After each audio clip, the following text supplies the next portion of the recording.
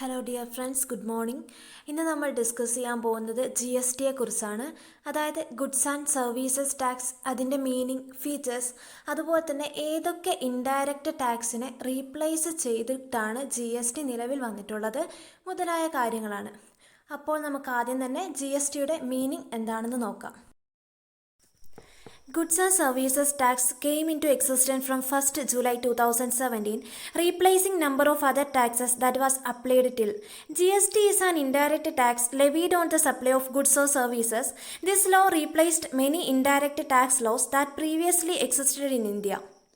Goods and services tax നിലവിൽ വരുന്നത് July 1, 2017 അതുവരെ ഇന്ത്യയിൽ നിലനിന്നിരുന്ന എല്ലാ ഇൻഡയറക്റ്റ് ടാക്സിനെയും റീപ്ലേസ് ചെയ്തിട്ടാണ് ഈ ഒരു GST എന്ന ഒരു ഇൻഡയറക്റ്റ് ടാക്സ് നിലവിൽ വന്നിട്ടുള്ളത്. അതായത് അതുവരെ ഇന്ത്യയിൽ നിലനിന്നിരുന്ന എല്ലാ ഇൻഡയറക്റ്റ് ടാക്സിനെയും GST ഇൻട്രൊഡ്യൂസ് ചെയ്തതിന് ശേഷം ഒരു ഒറ്റ കുടക്കീഴിലായി മാറി. അതാണ് GST എന്ന് പറയുന്നത്. GST means tax on supply of goods or services except tax on supply of alcoholic liquor for human consumption. GST എന്ന് പറയുന്നത് സാധനങ്ങളുടെയോ സേവനങ്ങളുടെയോ സപ്ലൈയുടെ മേലിൽ ചുമത്തുന്ന ഒരു ഇൻഡയറക്റ്റ് ടാക്സ് ആണ്.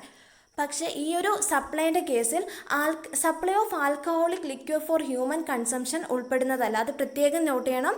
Supply of alcoholic liquor for human consumption GSTയുടെ ഡെഫിനിഷൻ്റെ പരിധിയിൽ വരുന്നതല്ല. മേജർ ഫീച്ചേഴ്സ് ഓഫ് GSTയുടെ പ്രധാനപ്പെട്ട ക്യാരക്ടറിസ്റ്റിക്സ് എന്തൊക്കെയാണെന്ന് നോക്കാം. ഫസ്റ്റ് വണ്ണാണ് GST is a consumption based tax, which means where the goods are consumed will get the tax instead of the origin state.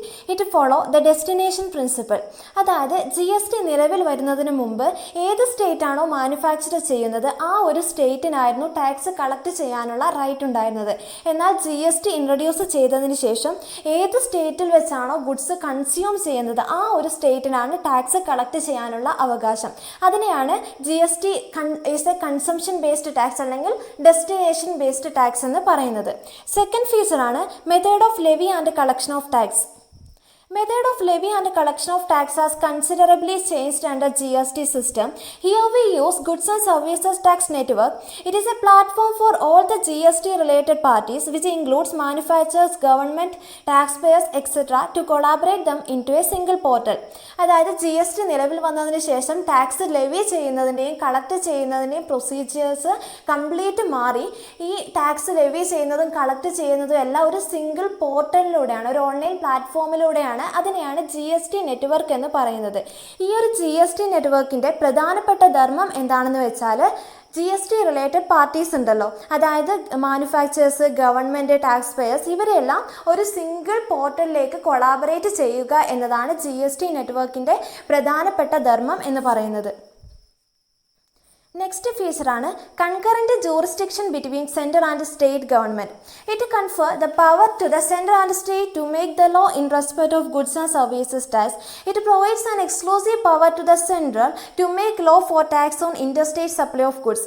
അതായത് GST നിലവിൽ വന്നതിന് ശേഷം സെൻട്രൽ ഗവൺമെൻറ്റിനും സ്റ്റേറ്റ് ഗവൺമെൻറ്റിനും GST റിലേറ്റഡ് മാറ്റേഴ്സിൽ ഈക്വൽ പവറാണുള്ളത്. അതായത് ടാക്സ് റേറ്റും ആ കാര്യങ്ങളിലൊക്കെ ഈ സെൻട്രൽ ഗവൺമെൻറ്റിനും സ്റ്റേറ്റ് ഗവൺമെൻറ്റിനും ഈക്വൽ പവറാണ് ഉള്ളത് എന്നാണ് പറയുന്നത്. പക്ഷേ ഇൻ്റർസ്റ്റേറ്റ് സപ്ലൈൻ്റെ കേസിൽ മാത്രം, അതായത് രണ്ട് വ്യത്യസ്ത സംസ്ഥാനങ്ങൾ തമ്മിൽ നടക്കുന്ന സപ്ലൈൻ്റെ കേസിൽ മാത്രം സെൻട്രൽ ഗവൺമെൻറ്റിന് ഒരു എക്സ്ക്ലൂസീവ് പവർ നൽകിയിട്ടുണ്ട്. അതൊഴിച്ചാൽ ബാക്കി എല്ലാ GST റിലേറ്റഡ് മാറ്റേഴ്സിനും സെൻട്രൽ ഗവൺമെൻറ്റിനും സ്റ്റേറ്റ് ഗവൺമെൻറ്റിനും ഈക്വൽ പവറാണുള്ളത് എന്നാണ് പറയുന്നത്. ഇനി നെക്സ്റ്റ് ഫീച്ചറാണ് integrated GST on interstate supply of goods or services. Supply between two states is called interstate supply, and the central government has the exclusive power related to interstate supply of goods. അതായത് GST നിലവിൽ വന്നതിന് ശേഷം interstate സപ്ലൈൻ്റെ കേസിൽ ചുമത്തുന്ന നികുതിൻ്റെ പേരാണ് integrated goods and services tax. ഈ ഒരു ഇൻ്റഗ്രേറ്റഡ് ഗുഡ്സ് ആൻഡ് സർവീസസ് ടാക്സിൻ്റെ കേസിൽ സെൻട്രൽ ഗവൺമെൻറ്റിനാണ് എക്സ്ക്ലൂസീവ് പവർ ഉള്ളത്. ഇനി നെക്സ്റ്റ് ഫീച്ചറാണ് compensation for 5 years. GST is a destination based tax. Manufacturing states are likely to face large sharp decline in their tax revenue. In order to avoid such a situation and also to compensate the state which bear loss due to introduction of GST Compensation Act has been passed. Accordingly, entire loss of the state due to the implementation of GST is compensated by central government for a period of 5 years. അതായത് നമ്മൾ first പോയിന്റിൽ തന്നെ discuss ചെയ്തു, GST is A consumption based tax. അതായത് ഏത് സ്റ്റേറ്റിലാണോ goods consume ചെയ്യുന്നത് ആ ഒരു സ്റ്റേറ്റിനാണ് ടാക്സ് കളക്ട് ചെയ്യാനുള്ള അവകാശമുള്ളത്. അപ്പോൾ ഈ മാനുഫാക്ചറിങ് സ്റ്റേറ്റ് GST നിലവിൽ വരുന്നതിന് മുമ്പ് മാനുഫാക്ചറിങ് സ്റ്റേറ്റിനായിരുന്നു ടാക്സ് കളക്ട് ചെയ്യാനുള്ള അവകാശം. പക്ഷേ GST ഇൻട്രൊഡ്യൂസ് ചെയ്തതിന് ശേഷം മാനുഫാക്ചറിങ് സ്റ്റേറ്റിൻ്റെ ടാക്സ് റവന്യൂ ക്രമാതീതമായി കുറയാൻ കാരണമായി. ഇങ്ങനെ GSTയുടെ ഇൻട്രൊഡക്ഷൻ കാരണം ഏതെങ്കിലും ഒരു സ്റ്റേറ്റ് എന്തെങ്കിലും ലോസ് സംഭവിച്ചിട്ടുണ്ടെങ്കിൽ അത്തരം സംസ്ഥാനങ്ങളുടെ ലോസ് കോമ്പൻസേറ്റ് ചെയ്യുന്നതിന് വേണ്ടി GST കോമ്പൻസേഷൻ ആക്ട് പാസ് ചെയ്തു. ഈ ഒരു ആക്ട് പ്രകാരം GSTയുടെ ഇൻട്രൊഡക്ഷൻ മൂലം ഏതെങ്കിലും സംസ്ഥാനം നഷ്ടം ലോസ് ബിയർ ചെയ്തിട്ടുണ്ടെങ്കിൽ ആ ഒരു സംസ്ഥാനത്തിന് 5 വർഷത്തേക്ക് കോമ്പൻസേഷൻ നൽകും. ഈ ഒരു 5 വർഷം എന്നൊരു സ്റ്റാൻഡേർഡ് വെച്ചത് എന്തുകൊണ്ടെന്നാൽ ഈ 5 വർഷത്തിന് ശേഷം ഈ ഒരു GST എല്ലാ സ്റ്റേറ്റിലും നല്ല രീതിയിൽ ഇംപ്ലിമെൻ്റ് ആവുമല്ലോ, അതൊരു പ്രോഫിറ്റ് സ്റ്റേറ്റിലേക്ക് പോകും. അതുകൊണ്ടാണ് 5 വർഷം എന്നൊരു സ്റ്റാൻഡേർഡ് വെച്ചിട്ടുള്ളത്. അതായത് GST is a consumption based tax. അതുകൊണ്ട് തന്നെ മാനുഫാക്ചറിങ് സ്റ്റേറ്റിൻ്റെ ടാക്സ് റവന്യൂ ക്രമാതീതമായിട്ട് കുറയാൻ ഈ GSTയുടെ വരവ് കാരണമായി. അതുമൂലം ഇങ്ങനെ GST ഇൻട്രൊഡ്യൂസ് ചെയ്തത് മൂലം ഏതെങ്കിലും ഒരു സ്റ്റേറ്റ് എന്തെങ്കിലും നഷ്ടം സംഭവിച്ചിട്ടുണ്ടെങ്കിൽ അത്തരം സ്റ്റേറ്റിനെ കോമ്പൻസേറ്റ് ചെയ്യാൻ വേണ്ടിയിട്ട് GST കോമ്പൻസേഷൻ ആക്ട് പാസ് ചെയ്തു. ഈ ഒരു ആക്ട് പ്രകാരം 5 വർഷത്തേക്ക് ഇത്തരം സ്റ്റേറ്റിന് കോമ്പൻസേഷൻ നൽകുമെന്നാണ് പറയുന്നത്. അതാണ് കോമ്പൻസേഷൻ ഫോർ 5 years എന്നതുകൊണ്ട് അർത്ഥമാക്കുന്നത്. ഇനി അടുത്ത ഫീച്ചറാണ് export and supply to special economic zones are zero rated. അതായത് ടാക്സ് GST സീറോ റേറ്റുള്ള സപ്ലൈ ആണ് സീറോ റേറ്റഡ് സപ്ലൈ എന്ന് പറയുന്നത്. എക്സ്പോർട്ടിന് അതായത് ഈ സപ്ലൈ ഔട്ട് ഓഫ് ഇന്ത്യനെയാണ് എക്സ്പോർട്ട് എന്ന് പറയുന്നത്. ഈ ഒരു എക്സ്പോർട്ട് ഉൾപ്പെടുന്നത് സീറോ റേറ്റഡ് സപ്ലൈൻ്റെ അണ്ടറിലാണ്. അതുപോലെ തന്നെ എന്തെങ്കിലും സപ്ലൈ സ്പെഷ്യൽ എക്കണോമിക് സോണിലേക്ക് എന്തെങ്കിലും സപ്ലൈ നടന്നിട്ടുണ്ടെങ്കിൽ അതിനും GST ഇല്ല, അതും സീറോ റേറ്റഡ് സപ്ലൈ ആണ് എന്നാണ് പറയുന്നത്. നെക്സ്റ്റ് ഫീച്ചറാണ് electronic filing of return and payment of tax. The transaction details of a registered supplier during a month must be filed in the form of monthly return. In addition to that annual transaction summary must be filed electronically in the form of annual return.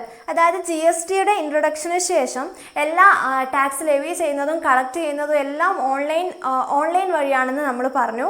അതായത് എല്ലാ registered സപ്ലയറും അവരുടെ monthly transaction ഡീറ്റെയിൽസും monthly return ആയിട്ട് file ചെയ്യണം. ഈ monthly റിട്ടേണിന് പുറമെ annual transaction details annual return എന്ന പേരിലും ഫയൽ ചെയ്യണം എന്നാണ് പറയുന്നത്. നെക്സ്റ്റ് ഫീച്ചറാണ് സിസ്റ്റം ഓഫ് സെൽഫ് അസസ്മെൻറ്റ്. അതായത് സെൽഫ് അസസ്മെൻറ്റ് എന്ന് പറയുന്നത് നമ്മൾ കൊടുക്കാനുള്ള ടാക്സ് നമ്മൾ തന്നെ കാൽക്കുലേറ്റ് ചെയ്ത് വേറൊരു ബ്യൂറോക്രാറ്റിക് ഇൻ്റർവെൻഷൻ ഒന്നും ഇല്ലാതെ തന്നെ പേ ചെയ്യുന്നതിനാണ് സെൽഫ് അസസ്മെൻറ്റ് എന്ന് പറയുന്നത്. ഈ ഒരു GSTയുടെ കേസിൽ സെൽഫ് അസസ്മെൻറ്റ് ഉണ്ട് എന്നാണ് പറയുന്നത്.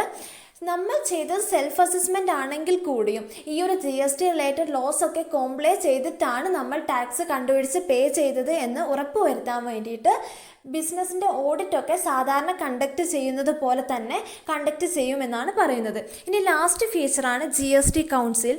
Earlier the state government has the freedom to determine the rate of tax on sale of goods. With the introduction of GST, power to determine the rate of tax has been transferred to the GST council. അതായത് GSTയുടെ വരവിന് മുമ്പ് state government ആയിരുന്നു സെയിലിൻ്റെ പുറത്തുള്ള tax ഒക്കെ determine ചെയ്തിരുന്നത്. പക്ഷേ GST introduce ചെയ്തതിന് ശേഷം ടാക്സ് റേറ്റ് ഡിറ്റർമൈൻ ചെയ്യാനുള്ള പവർ GST കൗൺസിലിനാണ്. GST കൗൺസിൽ എന്ന് പറയുന്നത് ഒരു കോൺസ്റ്റിറ്റ്യൂഷണൽ ബോഡിയാണ്. GST റിലേറ്റഡ് ആയിട്ടുള്ള എല്ലാ കാര്യങ്ങളിലും റെക്കമെൻഡേഷൻ നൽകുന്നത് ഈ ഒരു GST കൗൺസിലാണ്. GST കൗൺസിലിൻ്റെ ചെയർമാൻ എന്ന് പറയുന്നത് യൂണിയൻ ഫിനാൻസ് മിനിസ്റ്ററാണ്. അതുപോലെ തന്നെ എല്ലാ സ്റ്റേറ്റ് ഫിനാൻസ് മിനിസ്റ്റേഴ്സും ഈ ഒരു കൗൺസിലിലെ അംഗമായിരിക്കും. ഈ ഒരു കൗൺസിലിന് GST റിലേറ്റഡ് മാറ്റേഴ്സിന് റെക്കമെൻഡേഷൻ നൽകണമെങ്കിൽ ടോട്ടൽ മെമ്പേഴ്സിൻ്റെ 3/4 മജോറിറ്റി ആവശ്യമാണ് എന്നാണ് പറയുന്നത്. ഇനി ഏതൊക്കെ സ്റ്റേറ്റ് ഇൻഡയറക്റ്റ് ടാക്സിനെ റീപ്ലേസ് ചെയ്തിട്ടാണ് GST നിലവിൽ വന്നിട്ടുള്ളത് എന്ന് നോക്കാം. സ്റ്റേറ്റ് ടാക്സിൽ ഉൾപ്പെടുന്നതാണ് സെയിൽസ് ടാക്സ് അല്ലെങ്കിൽ state value added tax, entertainment tax other than levied by local bodies, luxury tax, entry tax, tax on lottery betting gambling, അതുപോലെ തന്നെ സർചാർജസ് ആൻഡ് സെസ്. ഇത്രയും സ്റ്റേറ്റ് ഇൻഡയറക്റ്റ് ടാക്സിനെ റീപ്ലേസ് ചെയ്തിട്ടാണ് GST നിലവിൽ വന്നിട്ടുള്ളത്. അപ്പോൾ ഗുഡ്സ് ആൻഡ് സർവീസസ് ടാക്സ് എന്ന് വെച്ചാൽ it is an indirect tax levied on the supply of goods or services except alcoholic liquor for human consumption. ഇത് GST നിലവിൽ വരുന്നത് 1 ജൂലൈ 2017 ഇന്ത്യയിൽ അതുവരെ നിലനിന്നിരുന്ന എല്ലാ ഇൻഡയറക്റ്റ് ടാക്സിനെയും റീപ്ലേസ് ചെയ്തിട്ടാണ് GST നിലവിൽ വന്നിട്ടുള്ളത്. ഈ GSTയുടെ ഇൻട്രൊഡക്ഷന് ശേഷം എല്ലാ ഇൻഡയറക്റ്റ് ടാക്സും ഒരൊറ്റ കുടക്കീഴിലായി മാറി. ഈ മുഴുവൻ ഇൻഡയറക്റ്റ് ടാക്സിനെയും ഒരൊറ്റ പേരിൽ അറിയപ്പെടുന്നതാണ് ഗുഡ്സ് ആൻഡ് സർവീസസ് ടാക്സ് എന്ന് പറയുന്നത്. അപ്പോൾ ഇന്നത്തെ ക്ലാസ് എല്ലാവർക്കും മനസ്സിലായെന്ന് വിചാരിക്കുന്നു. Thank you.